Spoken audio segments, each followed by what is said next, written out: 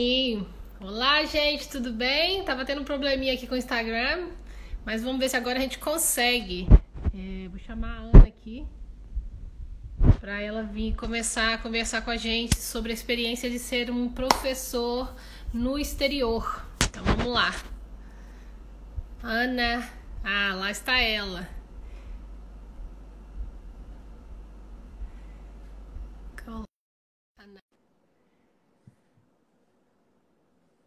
Oi, Ana, você tá conseguindo me ouvir? Oi, Oi, Ana, tudo bem? tudo bom? E contigo? Tudo jóia. Agora eu consegui. Tava dando problema aqui, o Instagram não deixava eu entrar de jeito nenhum. Deu certo. Como é que estão as coisas aí na China? Como é que é o clima aí agora? É parecido com o nosso do Brasil? Como é que tá agora? Eu moro no norte da China, né? Então fica pertinho da Mongólia, da Rússia, e aqui é mais frio. Agora a gente está na primavera e tá esquentando agora, né? Ah, Mas no inverno fica bem frio, fica menos 20 graus por aí. entendi. Aqui já tá começando a esfriar também. A gente tá tendo um atraso no inverno, para falar a verdade. Tá bem. Tá tendo dias muito bonitos ainda aqui na Nova Zelândia, mas já tá começando a esfriar. Hoje eu até liguei o aquecedor aqui porque tá friozinho dentro de casa. Ah, sim. É ao contrário da China aí, né? Como no Sim, Brasil, na verdade. exatamente. Bom, gente, eu queria apresentar para vocês aqui a Ana Cristina Nas... Como que se pronuncia seu nome? Nasgevi. Nasgevitz. Esse sobrenome é Isso. originário de onde? É polaco, é polonês. Ai, que máximo. Pois é, então a Ana vai estar aqui hoje contando pra gente como que é a experiência dela de ser uma professora de inglês para estrangeiros. A Ana é do Brasil. Qual parte do Brasil que você é, Ana? Santa Catarina. A Ana é lá do sul do Brasil, que eu tô acostumada com friozinho, né? E É, você já vive há 6 anos na China, não é isso? isso, exatamente. Antes de você ir para a China, você chegou a ser professor em algum outro país também? Sim, eu já estava lecionando no Brasil há 5 anos. Certo. E o que que te fez escolher a China? Por que que você acha que a China foi um país assim que impactou na hora da sua decisão de escolher o lugar que você iria ser professora de inglês? Na verdade, eu sempre digo que eu não escolhi a China, que foi a China que me escolheu. Aí, como foi Porque isso? Conta pra gente. é um pouquinho longa a história, mas eu vou tentar resumir bem resumidamente. Começou em 2012, eu e o meu marido, que na época era meu namorado, a gente foi estudar na Nova Zelândia, em Certo. Wellington. Daí eu fui fazer o meu curso do TESOL e o meu marido foi estudar inglês. E a gente tinha o propósito de repente, conseguir trabalhar também na Nova Zelândia, mas na época, em 2012, para poder trabalhar, tinha que estudar por pelo menos 6 meses. Eu não sei como é que está agora. Depois de 2014 mudou para 14 semanas apenas. É. Daí a gente, na época, o nosso curso durava uns 3 meses e meio, quase 4 meses. Aí, quando acabou nossos estudos, a gente estendeu para um visto de turista e começamos a ir atrás de emprego para tentar mudar o nosso visto para um visto de trabalho. Só que a gente não conseguiu, ninguém quis modificar o nosso visto, a gente não conseguiu um patrocinador, né? Sim. E aí o dinheiro estava acabando, o dinheiro estava acabando, o que a gente vai fazer? Vai voltar para o Brasil, para onde que a gente vai? E aí, como eu tinha esse TESOL na mão, né, esse diploma na mão, que me habilitava a dar aula de inglês em vários países do mundo, Sim. e já era formada em letras, já era pós-graduada em metodologia da educação, aí o Douglas, meu marido, ele falou assim, por que tu não aplica para alguns lugares aqui na Ásia, já que a gente já está aqui na Nova Zelândia, a Ásia é pertinho, né? E aí eu mandei vários currículos para vários websites que faz o upload, né, do teu resumê, e apliquei para Japão, Coreia do Sul, China, Vietnã, vários países da Ásia.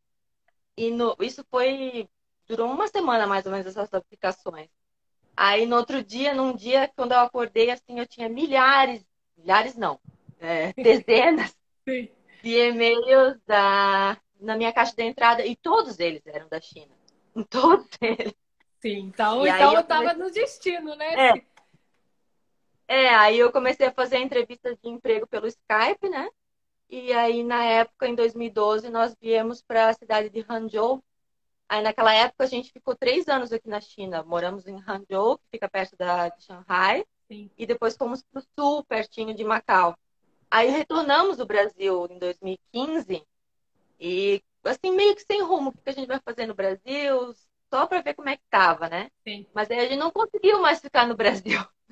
imagino. É. Aí, aí em 2017, retornamos para a China de novo.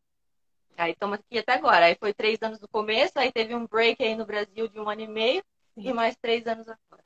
Então, na realidade, daqui da Nova Zelândia, você foi direto para a China. Exatamente. Legal, legal demais. E me conta uma coisa, quando você chegou na China, claro, é evidente, as pessoas que se comunicaram com você já sabiam inglês. Então, era uma escola, como que era? Que tipo Era uma escola de línguas, uma escola de criança? Qual o tipo de inglês que você foi lecionar? Era uma escola de inglês, uma training school que a gente chama, né? Como se fosse uma escola de idiomas, mas só tinha inglês nessa escola. Então, era uma escolinha de inglês. Certo, certo.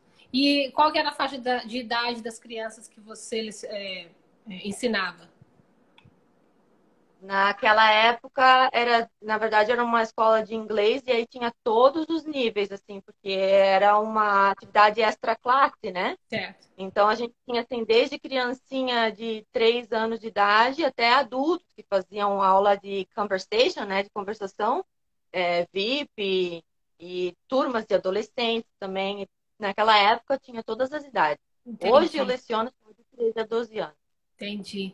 E me fala uma coisa, quando você formou em que no Brasil? Foi letras, foi pedagogia? O que que você estudou no Brasil? Foi letras, português e inglês. Porque é bom a gente entender como que faz essa conexão. Ah, eu sou formado em qualquer coisa que eu posso ser um professor no exterior, como que eu faço essa transição? Então, você se formou em letras, inglês e português no Brasil, o que te dá um avanço já, que você vai aprender muito inglês. E aí, Exato. além da Nova Zelândia, para estudar o curso de inglês, você fez algum outro curso de TESOL no Brasil ou foi só aqui? Não, foi só na Nova Zelândia mesmo. Sim, Era presencial, sim. e dava para fazer online também, né? Mas na época aí na Nova Zelândia eu fiz o presencial de 170 horas. Durou bastante tempo, foi quase 2 meses de aula. Você fez o curso da NZCL, não é isso? Isso, Isso. exatamente. O curso da NZCL, eles preparam professores para o mercado, tanto para as escolas locais quanto para pessoas do exterior. Você fez um curso muito bom, que a NZCL tem uma reputação muito boa aqui na Nova Zelândia. Ótima escola, ótimo, eu recomendo, porque assim, os professores são ótimos, eles são todos nativos, né? Não tinha só neozelandês, tinha professor inglês, americano, canadense. E assim, era um curso assim bem. Tinha que dar aula também, porque alguns cursos do TESOL tu não precisa dar aula, tu só faz o curso, né? Sim. Mas tinha que dar aula, eles avaliavam a tua aula, era bem interessante, era bem legal. E essa é uma oportunidade boa também para pessoas que já estão aqui na Nova Zelândia, por exemplo. A NZCL ela abre essas turmas para os professores que estão sendo treinados para dar aulas gratuitas para outras pessoas, porque você precisa de ensinar alguém. Só que inicialmente você não pode dar aula para uma pessoa que está pagando o preço cheio por aquele curso. Então a NZCL é uma das escolas que oferece isso e é excelente. Eu já fiz aula lá, já fiz aula na IDES com professores que estavam treinando e é muito bom, porque a dedicação que você tem no início, tipo assim, não que ela pare, mas no início você precisa praticar tudo que você aprendeu ali e desenvolver, né? Ver onde que você está errando, onde que você precisa melhorar e tudo mais, não é isso? E é diferente também, tipo, eu só tinha dado aula de inglês no Brasil, né? Então eu falo português e meus alunos falavam português, correto? E a gente já sabia, eu sendo aprendendo inglês como segunda língua, eu sabia quais que eram as dificuldades dos meus alunos, o que eles iriam se confundir, o que eles poderiam errar ou acertar. Só que ali na Nova Zelândia eu tive que dar aula para sul-coreano, para taiwanês, para chinês, para espanhol. Então é um approach, né, diferente, era bem diferente. Então foi Acaba, muito bom. acaba te forçando a usar vocabulários extras para poder se manter a comunicação, porque você pode pegar um aluno que ele está em níveis diferentes. Então, um que vai estar no começo, no beginning, o outro vai estar mais avançado. Vai ter aqueles Também alunos tem que vão isso. te testar. Exatamente, porque até as professoras, elas combinavam assim com alguns alunos, assim, ó, tu vai ser aquele aluno que vai fazer assim, assim, assim, só porque eles queriam que testar a gente para ver como é que a gente ia abordar certas dificuldades, né? Então foi bem Sim. legal, foi bem intenso, mas foi muito bom. Então você teve um pouquinho dessa experiência aqui, aí quando você chegou no Japão, você também você sentiu assim, demorou muito para você se adaptar a conseguir lidar só com o estrangeiro, porque antes você lidava com o brasileiro, fazia com que a comunicação ficasse mais fácil. Você sentiu isso? O que você tira de proveito? O que foi positivo? O que foi mais difícil para você? Bom, primeiro que a China, quem mora aqui, a gente diz que é o planeta China, né? Porque a cultura, assim, é totalmente diferente da nossa. É um país ímpar, vamos dizer assim, único, né? E a gente já se preparou antes de ir, porque a gente não falava uma palavra em chinês, né? A gente já se preparou que a gente iria ter dificuldade com relação a isso, né? E então, no começo, assim, foi, olha, eu diria que eu demorei um meio ano para me adaptar bem, assim, e digerir tudo, porque no começo, assim, no primeiro mês, depois de uns 30 dias, eu pensei, meu Deus, eu acho que eu vou embora, eu não vou ficar aqui, não, eu vou voltar para o Brasil. Mas a gente já estava ali, então a gente pensou, vamos se, assim, ter mais amigos chineses e interagir mais com a cultura e tentar entender também essa cultura, e aí deu certo, e aí foi indo. Porque o chinês, a gente pensa que ele é um povo muito fechado, né? Por ser um país com governo comunista, a gente pensa, será como é que vai ser? Porque é diferente do Brasil, né? Sim. Mas eles, ao contrário, os chineses, eles são muito abertos, eles têm muita curiosidade, assim, como é que é a cultura no exterior, e eles são muito simpáticos, assim, nunca a gente foi maltratado por chinês aqui, que foi um preconceito derrubado meu, porque eu pensei que chinês, eles eram mais fechados, e na verdade é o contrário, eles estão bem abertos. Sim. É interessante ouvir isso, porque assim, é, eu trabalhei com muitos chineses no emprego que eu tive aqui no Brasil, na Nova Zelândia, e tem muito chinês aqui na Nova Zelândia. Muito mesmo, a porcentagem assim imensa. Tanto é que você vai nos lugares, tem lá escrito toilet em inglês e em chinês também. Não vai ter em Sim. coreano ou em japonês, vai ter em chinês. Mas existe uma característica, até você pode me falar como que é aí, que eles são muito arranqueiros, então eles empurram e eles não respeitam fila e vão se enfiando. E aí eu questionei esse meu amigo, que é chinês, falei, Vincent, por que é assim? Não tem um chinês que eu conheço que não seja assim. Aí ele falou, Cláudia, no Japão, se você não empurrar a fila, você nunca vai pegar o que você está querendo. Então você vai ter que empurrar. Você perde um trem, você perde a fila de modo geral. É assim mesmo? Exatamente, isso foi já uma das coisas que a gente percebeu quando a gente pisou aqui, que a gente chegou no aeroporto de Xangai, e aí a gente tinha que pegar um ônibus para ir para a cidade de Hangzhou, que era onde a gente ia morar e trabalhar. E assim, eles são muito rudes. Se tu dá uma de bobinho, assim, passa na frente, se tu quiser ser, sei lá, cavaleiro, né? Sim, Vai na frente, aí vai uns montes na tua frente. E, e é assim, porque é um país muito populoso, né? sim. Então, se eles não forem rapidinhos e ligeirinhos, vai passar um na frente e outro na frente, e eles não vão ter a chance, né? De pegar ônibus ou pegar metrô. Só que eu percebi, assim, a segunda vez que eu voltei aqui para a China, nos trem-balas, né? Trens-bala. Antes também era assim, tipo, a porta abria, era uma loucura e vai, né? Mas hoje, isso foi 2 anos atrás, quando eu fui pegar um trem-bala de novo, todo mundo fazendo fila. Então eu acho que a pouco vai mudando, sabe? Mas Sim. realmente eles empurram e eles estão tudo afobados assim na É. fila. E Não pode acaba que no fazer fila, final não. das contas a gente consegue ver essa diferença de cultura, porque nós brasileiros, a gente beija, abraça todo mundo, e eu tenho as minhas amigas que odeiam isso. E, Odeia. e aí a mesma coisa, essa coisa de ser apressado, é porque tem um fundamento nisso, né? Não é só porque eles são rudes, existe mesmo aquela coisa da necessidade, então acaba que vira uma cultura, né? Exato, eu já ouvi muita gente em outros países reclamando de turista chinês por causa disso, né? Eles não respeitam fila, Ou então na fila eles ficam muito perto, né? Chega a cheirar o teu cangote, então que fica. Mas eles não se ligam que eles não estão mais na China, eu acho, não sei. Porque aqui tem que ser muito ligeiro. Se tu quer ver em elevador assim, eu detesto quando eu tô no elevador assim, que a porta abre, eu quero sair, eles já vão entrando tudo, sabe? E eu quero sair, eles já estão entrando. Eles não esperam que eu sair. É tudo assim, é rapidão. Meu Deus, que agonia, gente. É uma É. agonia.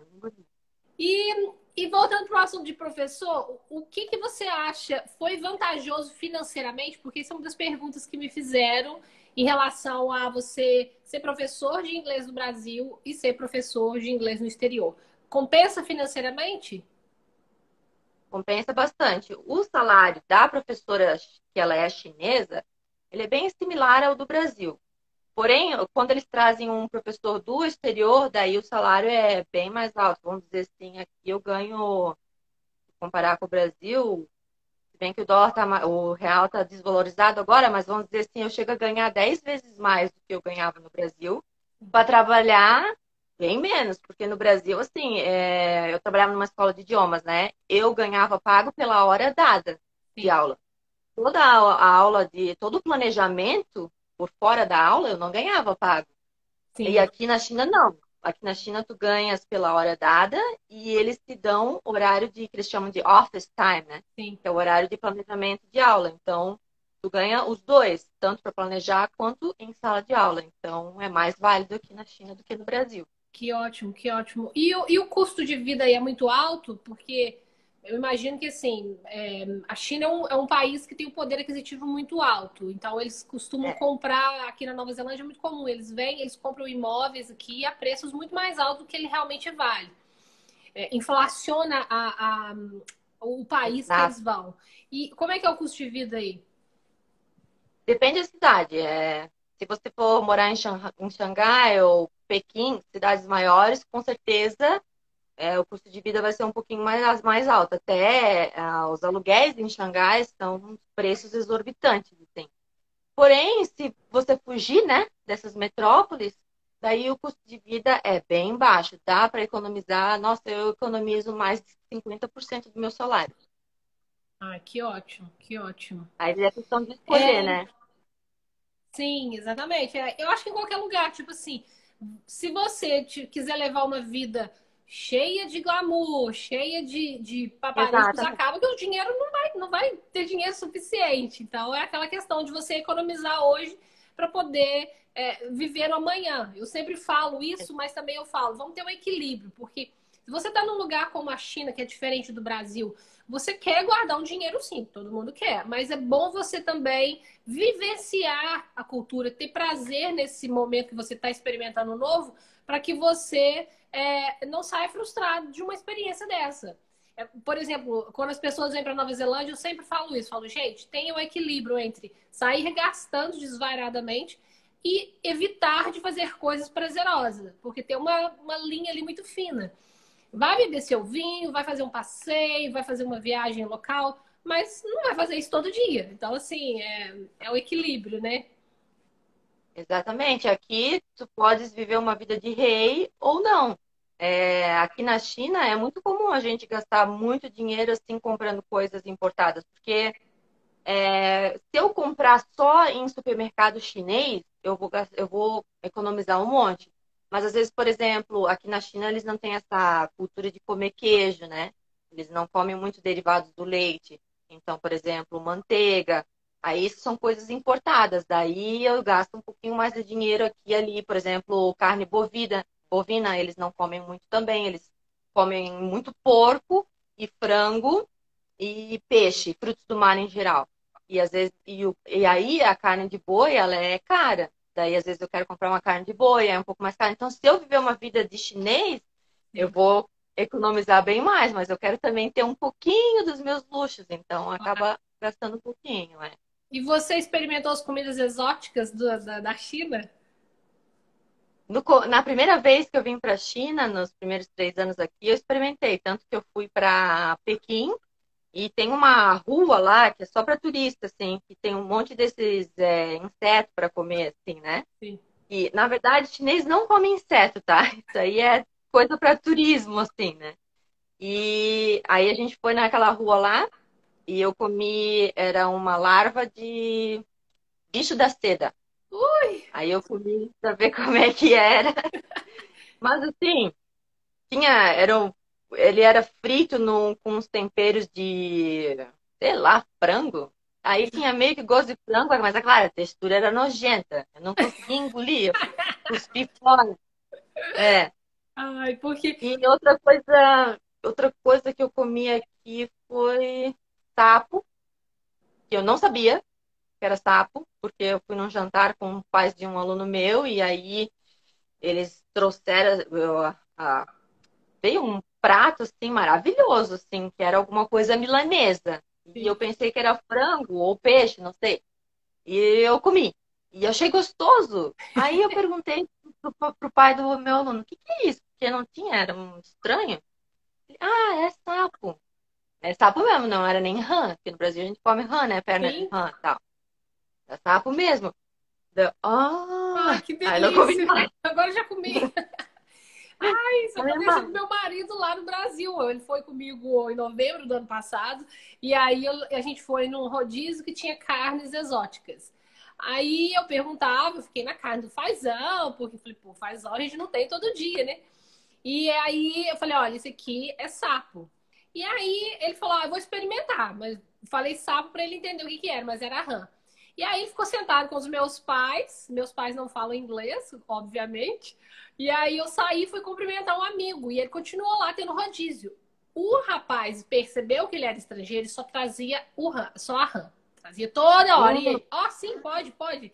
Porque o cara ele perguntou pro cara, com o portuguesinho dele, o que é isso? Aí o cara falava, rã. Aí ele, hã? E aí ele foi comendo. Ai, eu não gostei muito. mas é. Era gostoso, mas depois sabe o que que é, não sei, dá um ranço, assim, dá um nojo. Eu acho que é o cérebro, né? A mente, porque a gente É, tá já habituada a comer uma coisa que pra gente é normal. É a mesma coisa de você é. ver, eles comem cachorro na China. Aí você vai falar, nossa, mas É, coitadinho do cachorro. Mas aí você come um bezerrinho também, uma lambe bonitinha ali, a gente come. Então, quer dizer, é a mesma coisa. esse negócio de comer cachorro é assim, vamos dizer assim, é uma especiaria, né? Não é que eles. Porque muita gente me pergunta isso, até eu queria falar assim, é verdade que na China come cachorro, gato, morcego, blá blá blá. Mas não é assim que eles comem isso todo dia, ou qualquer restaurante que tu vai ver lá no menu carne de cachorro. Na verdade, é difícil encontrar assim, um restaurante que tem carne de cachorro, porque é uma especiaria. Porque aqui na China eles acreditam muito nessas coisas assim, tipo, se tu comer tal bicho, vai ser bom pro teu fígado. Ou, tipo, se tu comer tal bicho, vai ser bom para a virilidade do homem. Eles têm Sim, muito sim. dessas crenças, assim. É. Mas não é assim que tu vai encontrar assim cachorro em todo restaurante, é bem específico assim e cada dia mais, inclusive, tem petições aqui dentro da China contra o consumo de cachorro, né? Entendi. E, inclusive chineses que eles abominam isso, porque eles têm cachorro como bicho de estimação também, como nós, né? Entendi. Então, mas tem umas comidas assim, o jeito que eles fazem, que eu não gosto, assim, a tempero, tem muita pimenta, eu não gosto de comida apimentada. É. Ana, outra coisa em relação aqui, como que você precisou reconhecer o seu diploma aí na China para poder ser uma professora ou bastou as traduções para você se candidatar a uma vaga como ser professora? Em 2012, a primeira vez que eu vim para cá, só as traduções bastaram. Mas aí, em 2017, quando eu vim a segunda vez, daí eu tive que ter a minha assinatura do meu diploma reconhecida pelo Ministério das Relações Exteriores, primeiro, que eu fui eu sou de Santa Catarina, daí eu fui fazer isso em Florianópolis. Aí, depois de ter minha assinatura reconhecida, eu tive que ter o meu diploma autenticado por um consulado chinês no Brasil. E daí eu tive que mandar o meu diploma lá para São Paulo na época. Entendi. Aí, aí eles autenticaram e deram foi colocar um selinho chinês lá, que eu nem sei o que está escrito, mas está escrito que está autenticado. Sim, Para provar que o meu diploma, ele é verdadeiro, ele não é um diploma falso. sim, sim. Porque eu Porque acho que estava aí acontecendo muito. porque eu acho que volta até na pergunta inicial que eu fiz sobre isso. Você precisa ser qualificada nessa área ou qualquer pessoa pode ir dar aula de inglês profissionalmente? Então, realmente existe esse rigor hoje, né? Se tu fores nativo da língua inglesa, daí tu pode ter faculdade em qualquer área, não importa, e aí tu podes vir aqui e dar aula de inglês. Certo. Só que aí tem que ter pelo menos o diploma do TESOL ou então CELTA, essas coisas assim. Sim. Mas para quem não é nativo da língua inglesa, entanto que nessa segunda vez que eu vim aqui para a China, várias vagas não me aceitaram porque eu tinha um passaporte brasileiro. Eles queriam nativos da língua inglesa. Entendi. Então, assim, para dar aula agora aqui na China, eles estão abrindo um leque para quem não é nativo, tem que ser formado em alguma área de educação. Sim, sim. Entendi. Ótimo. O Manuel está fazendo uma pergunta aqui de como que funciona o visto de trabalho. Você foi aceita para essa vaga, você recebeu lá os milhares de e-mails falando que você estava sendo aceita para uma delas. Aí você teve que aplicar um visto de trabalho antes de ir ou quando você chegou lá com o visto de turista? Então, o visto de trabalho aqui na China, ele funciona diferente da Nova Zelândia, porque na Nova Zelândia quem dá o visto é atrelado ao governo, certo? Tu ganhas um visto de trabalho, mas tu podes mudar de trabalho, certo? Se tu não gostou daquele trabalho, tu pediu demissão, tu vais procurar outro emprego sem ter o teu visto cancelado, certo? Não. Não. Não? Você só pode mudar de empresa aqui quando o seu visto for aprovado para a nova empresa. Então, por exemplo, hoje você trabalha com a Cláudia na Brasil Kiwi. Aí você fala, Cláudia, eu enchi, eu quero fazer outra coisa. Se eu informar a imigração, eles podem cancelar o seu visto, ou então Ah, pode te dizer, você tem esse visto válido ainda por esse período para ficar no país, mas você só vai poder trabalhar para outra empresa quando você já tiver com o visto aprovado para aquela empresa, entendeu? sim, porque aqui na China, assim, o nosso visto é totalmente atrelado com o empregador. Então, por exemplo, assim, a hora que eu falar que eu não quero mais trabalhar para eles, que eu pedir demissão, eles podem cancelar o visto. É igual, então vai ser igual aqui, exatamente. Só que assim, a imigração daqui, ela é bem.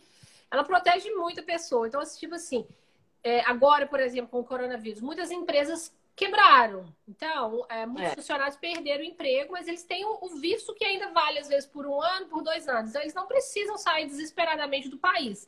Eles estão Uhum, legal aqui dentro, mas uhum. eles vão precisar, se eles conseguirem outro trabalho, eles têm que solicitar um novo visto para aquela nova empresa. Então é como aqui, então. É, Daí, assim, já tem que aplicar para o visto antes de sair da China. Já você vai na embaixada chinesa no seu país, o consulado chinês no seu país. Aí tu vais ganhar não é o visto de trabalho que tu ganha, é tipo uma permissão para entrar na China. Aí quando tu chegas na China, eles já é dado um carimbo no aeroporto. Você está permitido para entrar aqui na China. Aí a partir daquela data tu tens 90 dias, se eu não me engano, para aplicar para o visto de trabalho. Aí a empresa, né, que te contratou, daí eles vão fazer todos os trâmites, todo o esquema para aplicar para o visto de trabalho, que também tu já ganhas um visto de residência junto. Tu ganha o teu work permit, uhum. que é a permissão para trabalhar, e aí já ganha o visto de residência junto com a mesma validade do visto de trabalho. Então, se o teu trabalho é para um ano, teu visto de residência vale para um ano. E aí todo ano tem que renovar, todo ano tem que renovar. Não existe assim, visto de trabalho, sei lá, 10 anos, 5 anos. É E a você, em cada. algum momento, você pode pedir uma residência permanente? Não, por até agora, não. Aqui, até porque, A China não se eu não me permite engano, mais do que uma nacionalidade, né? exato. Não. Se tu, por exemplo, se eu quiser ser cidadã chinesa, que é praticamente impossível, aí eu vou perder a minha brasileira. É verdade, é. E assim, até existem umas propostas agora, eu teria que ver mais a fundo para essas pessoas milionárias, né? Esses empreendedores na China, assim, que eles conseguem ganhar um visto de residência, assim, que vale por mais tempo, mas eu não sei como é que funciona. Entendi, entendi.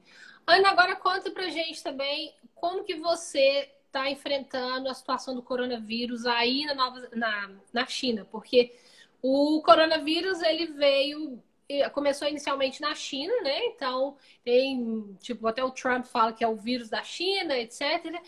Como que você está lidando com isso daí? Só, Manuel, o work permit é direto com o empregador. Sim, como é que foi? A gente já está vivendo o coronavírus aqui desde o dia 23 de janeiro, né? Que foi quando a cidade de Wuhan, foi o epicentro do coronavírus, ela entrou em lockdown total, né? E quando eu falo lockdown, o pessoal do Brasil, eles não sabem o que que é, porque lockdown aqui foi punk, assim, foi tipo, não pode sair. Fechou a cidade, fechou, ninguém entra, ninguém sai. E os chineses, eles obedecem muito às regras do governo, assim. Então, foi bem rigoroso, assim. E aqui na minha cidade especificamente, que eu posso falar mais, né? Começou no início de fevereiro, porque assim, aqui na China a maioria das pessoas mora em condomínios, é difícil ter casas. Se tem casa, assim, é muito afastado da cidade. Então ficou fácil ter o controle. O que aconteceu? No condomínio que eu morava, certo dia lá, eu tentando sair do condomínio para ir no supermercado, aí o guardinha falou, não, você tem que passar lá na administração que eles vão te dar um passe. Daí eu, né? Então tá, né? Aí eu fui lá na administração e fiz um passe. Só que o que acontece? Só uma pessoa de cada família poderia ter o passe. Então só eu podia sair. Meu marido não podia, ele tinha que ficar em casa. E isso durou por umas 3 semanas, assim, umas 4 semanas, até que eles liberaram para mais uma pessoa da família ter um passe. E assim, se tu tentar assim, se dar uma de bobinho assim, o que? Passe, tentar, sei lá, passar, eles poderiam chamar a polícia e te prender. Eles tinham essa autoridade. Então, tu tinha que usar o passe tanto para sair do condomínio, quanto para entrar no condomínio, tinha que mostrar o passe também.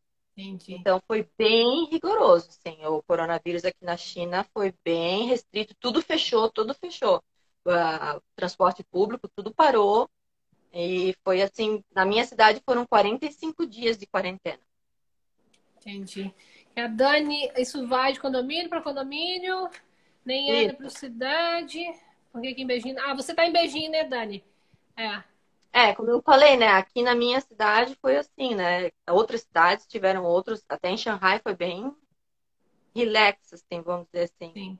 Não tinha É, tanto disso. eu acho que assim, em volta do mundo todo tá tendo muita divergência, né? De como lidar com a quarentena, com o isolamento. No Brasil tem pessoas que estão se isolando, fazendo tudo certinho, outras que não. Na Inglaterra, a É. mesma coisa. Nos Estados Unidos, todo mundo vê o escândalo que está acontecendo lá. Até aqui mesmo na Nova Zelândia, que funcionou muito bem essa questão do isolamento, da quarentena. Claro que teve um ou outro quebrando as regras. Inclusive, um ministro mesmo da saúde, ele eu acho que esqueceu alguma coisa do tipo. Ele saiu com a família e rodou 20 quilômetros de carro até chegar numa praia e foi fazer uma trilha de bicicleta.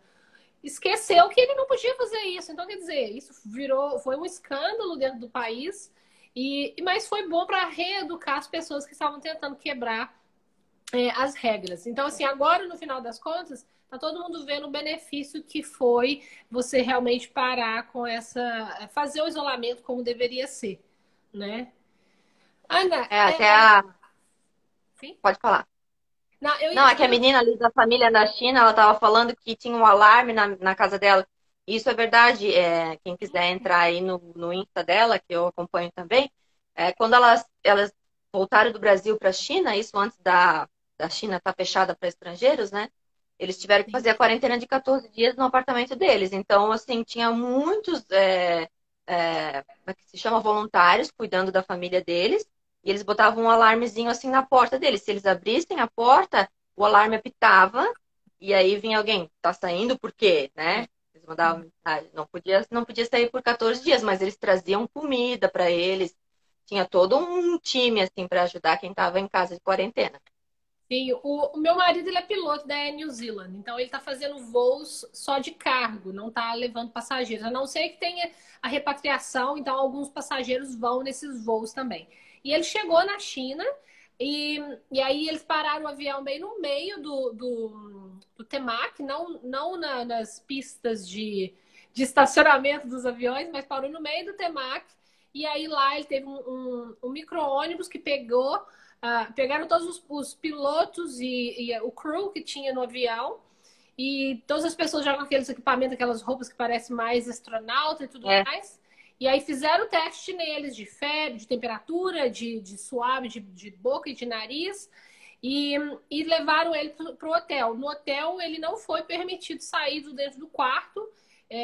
Esse hotel especificamente deu comida para eles, porque todos os outros lugares que ele está indo, eles não dão nem comida. Então, ele tem que levar a comida da Nova Zelândia, porque eles não estão tendo serviço de quarto. E foi a mesma coisa. Se ele saísse no corredor do hotel, ele poderia ser preso. Uau. É. É bem. É que o pessoal do Brasil sempre me pergunta, como é que foi, porque aqui no Brasil, assim, assado. Eu, na verdade, tem vezes que eu acompanho notícias do Brasil, mas tem vezes que eu deixo de acompanhar porque é meio que estressante, assim. A gente tem Sim. família no Brasil, né? A gente fica muito preocupado, né? Meus pais lá no Brasil, que já são terceira idade e tudo mais.